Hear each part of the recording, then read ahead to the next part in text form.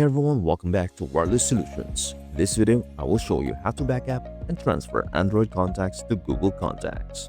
And here's how to do it. Open Settings on your Android phone.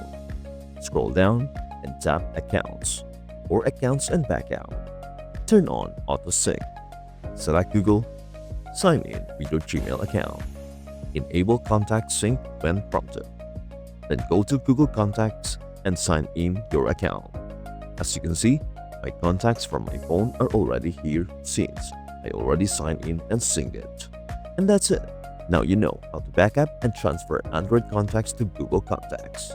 Quick, simple, and perfect for keeping your information safe. With just a few steps, all your contacts stay synced to your Google account, making it easy to restore them anytime or move to a new device.